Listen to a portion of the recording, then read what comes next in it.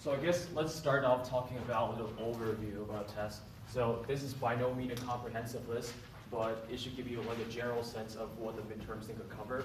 So there are like basically 4 chapters, right? We talk about the cash flow analysis. So I think Professor Heckman basically built the cash flow analysis from the engineering quantity stuff. So we have the PV, present value, future value analysis. And from there we sort of apply that concept to some financial instruments like bonds. And within bonds, we have different kinds of bonds, perpetuity, annuity, and growing annuity. And those names were just like fancier jargons for like different of a stream of cash flows of different characteristics. And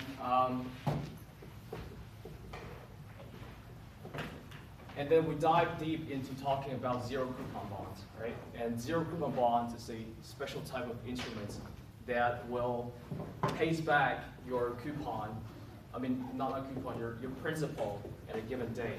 And we talk about the pricing methods of those bonds. We talk about replicating portfolio, which is how we use risk-free assets and other instruments in the market to create a portfolio that replicate the payoff of the bonds. We're basically using the price of other instruments on the marketplace to evaluate the price of an asset. And we talk about spot rates. And we also talk about discount factors. And we're going to talk about how these two are interrelated to each other and how can we make conversions between the two. And then we also, extend the cash flow analysis topic to talk about retirement planning. So, like, if this dude's going to retire in 30 years and he plans to withdraw a certain amount of cash from his bank account, how should we plan ahead and make our deposit starting from now? And then we talk about interest rate, the conversion between APR and EAR, and how individual tax brackets going to affect that. We also talk about mortgage, conventional mortgage, and a very important concept is the relationship between the principal payments and interest payment, and how do we calculate the remaining loan balance at a given time t, right?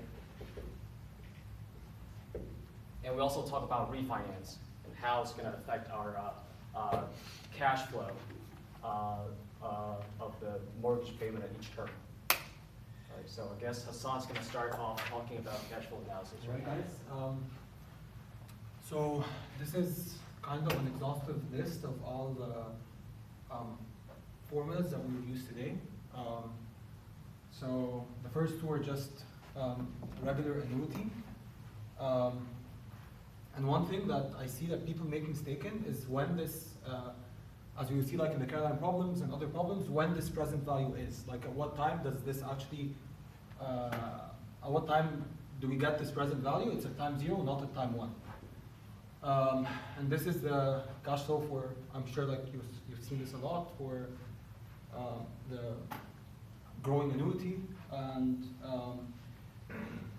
again, these are the formulas for when our cash flows are finite up to a period n. And this is actually this is the formula that takes you from EAR to APR. And this is a formula that I added. I use it's not in your notes, but I find it useful. So I just added. If you want to use it, go ahead. So this one it helps you go from APR to EAR. So if you say, okay, for example, you have an APR 6% per year and it's semi-annual compounding. So you would get the effective annual interest rate by using this formula. But then this one is the one that you would see in later homeworks where you say, okay, I have an EAR of 6% per year.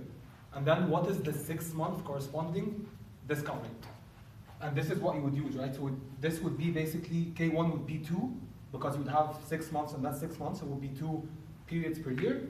But then this would be 1. So you want these to be equal. So when you're discounting, like you get the same total interest in the end. If you don't follow, it's fine. We're gonna see through the examples I solve. Now bonds. I'm gonna solve 2 examples on bonds. I'm gonna use the 3 different methods that you guys talked about. But again, I think some people are confused about the B matrix and the matrix method. So B is a matrix where your columns are each individual bond and their cash flows. Yes. I have a question about Sure. the EAR formula, the one that's on the bottom. This one, What yeah. is the, what are the subscripts? So this is, oh, yeah, sorry. So this is K1 and then this is K2, right? So if you have a 6-month EAR, you would just, so this would be 2, right? So let's say, okay, we're gonna see through examples, but then let's say you have an EAR of 6% per year, right? But then I want the corresponding, this is like in the Caroline problem, where you wanted the monthly corresponding rate. So what you would do is you actually, so now we're discounting 2 times a year, so we would want that 1 plus x to the power of 2 is equal to 1 plus 0.06, right? So in this case, K2 would be 1, but K1 is 2. Okay, and that says 1 plus EAR. A, the first one, because you're trying to find 2 EARs, right? One is the yearly one, and then the other one is the effective 6-month, your 6-month discount rate. Okay.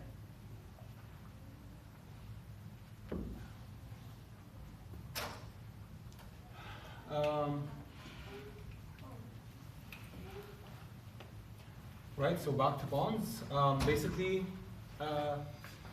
your weights become the inverse of the vector of the matrix B times the cash flows that you want. This gives you the weights that give you your replicating portfolio. B has to be a full rank matrix. I know you guys probably don't like linear algebra, but it's not important. I'm just gonna Well, it explain. is important because like. No, I'm saying I'm gonna explain, like the term itself is not important, I'm just gonna say in the example, what does full rank mean? Right.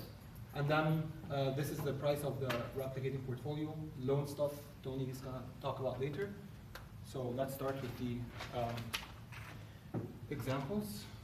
It will be helpful if you guys have a solid grips of the matrix representation because like some of the insiders group, you know, Hagman. Well, last semester he made a quiz of one of the question on exam, and one of that question includes some matrix manipulation. So if you guys have time, just take a look at those matrix representation, like what do they mean, what the 2 variables multiplied together entails. So that'll be helpful. I'm gonna talk about it also through examples, like what to do when you have different matrices. All right, so yeah, and today I'll try, like I know most of the problems, like you plug into formulas, you get results, but today I'll try to like give you some intuition as well, just in case the exam has some tricks, you have an intuition about what's going on. All right, so do you all have access to the handout? Awesome. So we'll start with 4.27.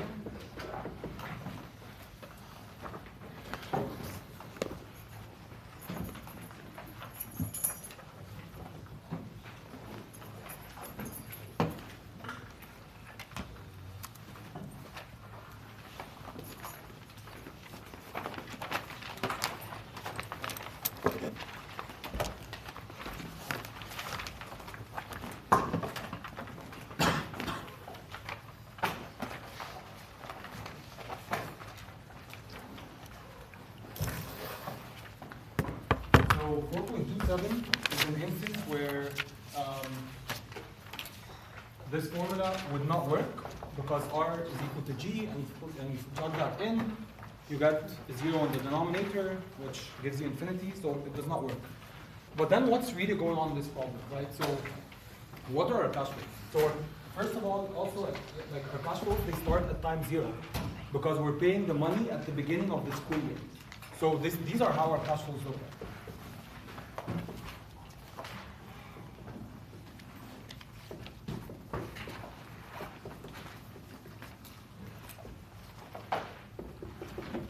Right, and then notice the difference between this cash flow and this one here. This one is starting at time period equals to 1, and this is the regular growing annuity formula. So if you actually, so you cannot use the formula again because I said R is equal to G, but then you can discount it manually, right? You can basically, you have 13 cash flows, you can look at each one, bring it back to time equals 0, sum them up, and find the present value, right? So what happens when you do that is you find a very nice thing, So this is, I'm discounting this cash flow. I'm discounting this cash flow.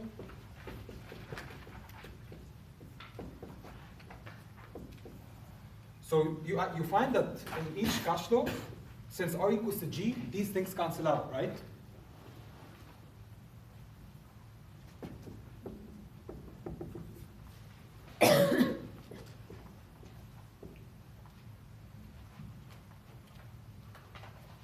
Right? If you have A plus A plus A plus A 13 times, and this is what you get.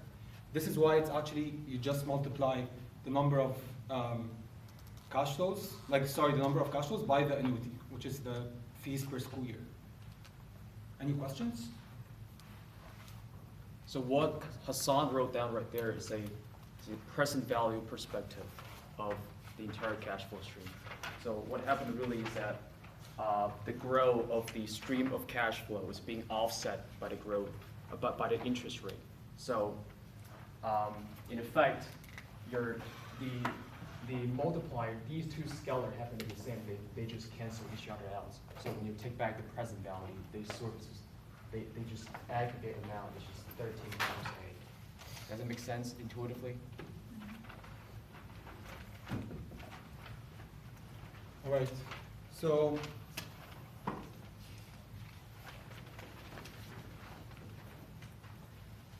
in 4.28, we have a similar scenario where, again, R is equal to G, but now we don't, like the cash flows, they look like this, right? So they start,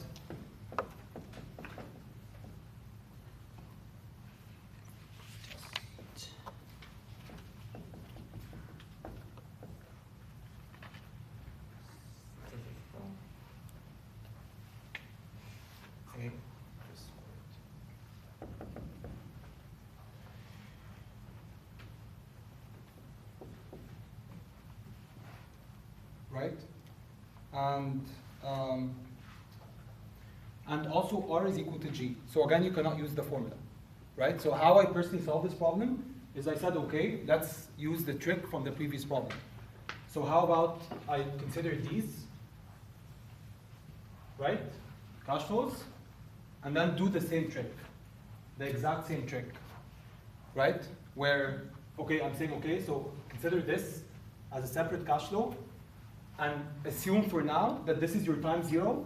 So when you manually try to discount the cash flows and do the same thing, you see that the 1 plus G's and 1 plus R's cancel, right? So you end up with an equivalent cash flow that is the same as saying this. What was it? It was 10 periods, I think 20. Does everybody follow why this is the case? Sure? Yes, no, good, bad? All right. So I basically this is gonna make it very easy for you because you don't have to do a lot of calculations. You obviously, you cannot feasibly discount 20 cash flows back. So what you do is you consider, like, you can use this trick where you say, I'm gonna consider this as my time zero for now, and you would see that you end up with the same scenario. So this is what you have. But then we need to discount this back one period, right, to bring it back at time zero. And this is the difference between the two problems. So the present value of the cash flow, the numbers was,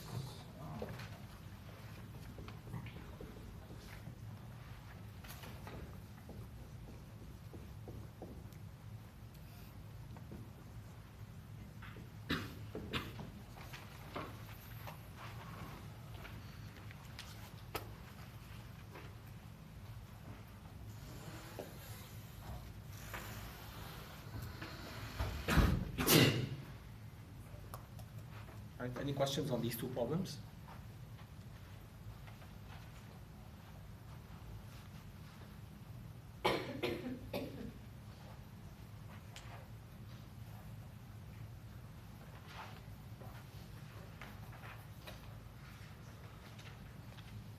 No questions?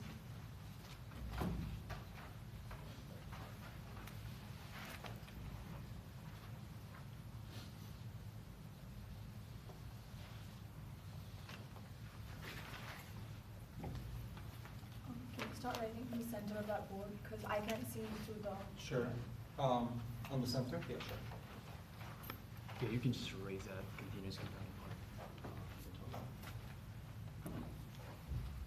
By the way, guys, if you want me to explain something, I'd be happy to explain it like 10 times, so just ask, like, I'm good with that.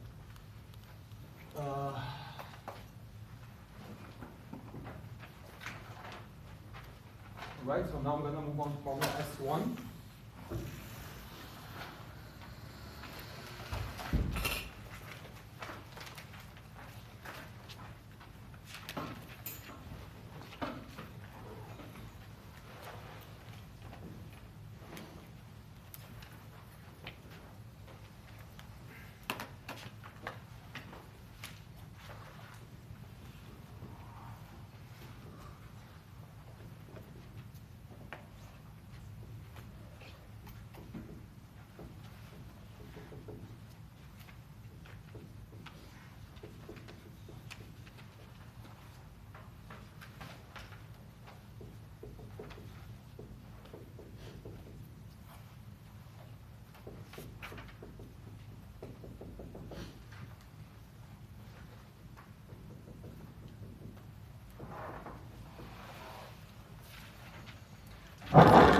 I personally find it very useful when you have such problems is that to visualize the cash flows so that this basically helps you see the details of the problem, what's happening at what time, and then like what you're gonna need to discount back and forth.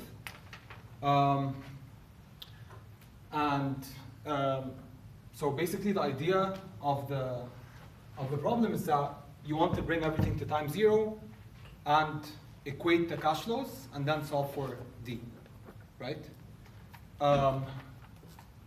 So I basically like do this in 4 steps. I'm gonna outline like 4 steps. So the first one is the present value of salary. And this is an annuity, right? So if you look back at you said right in the center of the board, right? Sorry. It's okay, I can Yeah. see it now. Okay, good. All right, so this is an annuity, and if you look back at this cash flow there, the first one on top, the annuity starts at time 1, right? But then she's gonna deposit an amount today.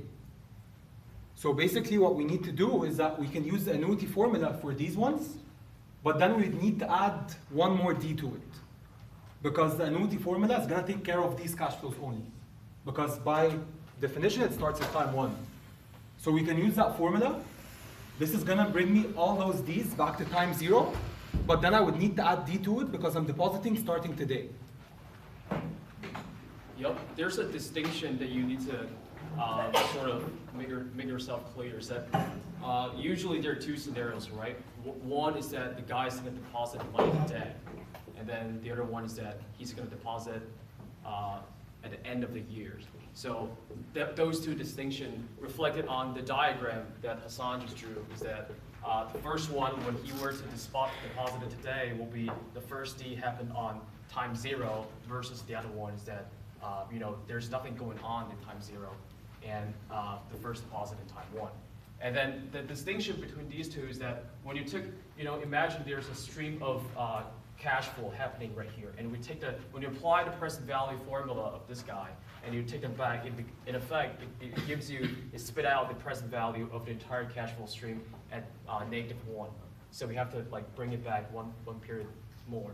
Does it make sense? So that's like one important, like sometimes though you have those miss by 1 error, and like the wording is also very important. Like he says that Paul's gonna retire in 25 years. So what it means in effect is that there's gonna be 25 deposit starting from day 0. So it's going from 0, 1 to blah, blah, blah, all the way to 24. So don't put 25 here. Yes? Should that be plus B? Plus, yes. Thank you. Awesome. So now the second step is the PV of the pension. right? And also, one distinction that I'd like to make, yeah.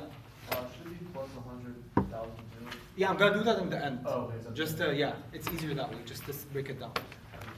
So, one also distinction I'd like to make, and I've seen some people also make mistakes in that, is that you need to in these types of problems, you need to very carefully note where you're gonna apply a formula, some sort of formula, an annuity formula, but you need to note where where this present value is, right? So I'm gonna take the present value of her pension cash flows. So when are they gonna be? Like when is this present value? 24. Awesome. That's a trick. And then you discounted 24 periods, not 25. And this is a very common mistake.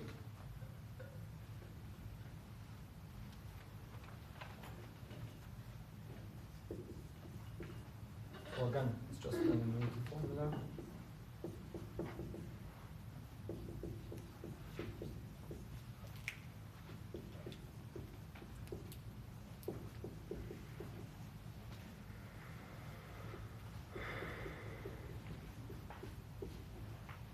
So I'm basically underlining like maybe the kind of the tricky parts or the things that you need to take note of in these sort of problems.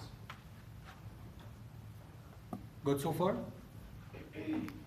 That should be 1 minus 1.05, right? Awesome. That means you're paying attention. Yeah. So why is it 24 is the first time he withdraws is at t equal to 25? Sorry, can you Why repeat is it t equals to 24? T is equal to 24. That's a good question. So again, so going back to the cash flows I wrote here, right? So what's happening here? My first cash flows are occurring at period 1, right? Yeah.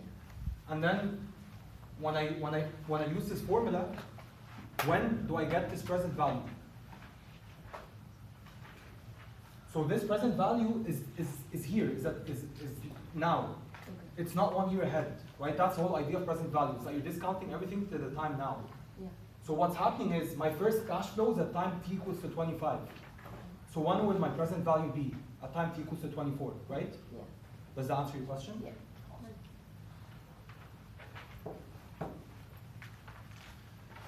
Awesome. So now,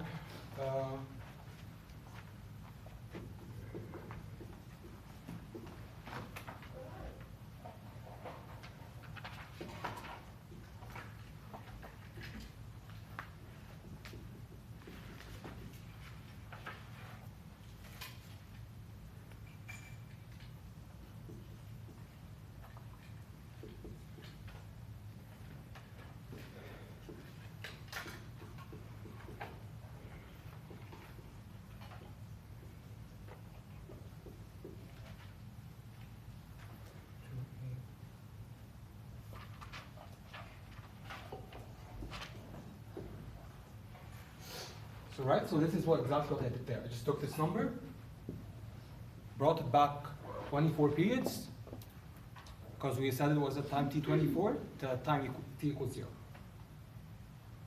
So just so that we be consistent. By the way, like you can move everything back to time t equals 20 and equate them, and you would get the same answer. But by convention, it's easier and more intuitive if you bring everything back to time 0. So you just need to bring everything back to the same time. And by convention, we'll bring it back to the same time 0. For the sake of valid comparison. You're comparing cash flows, you just need to make sure their present values at the same time. All right, so I squeeze that in here. So the fourth, okay, so the fourth step is equate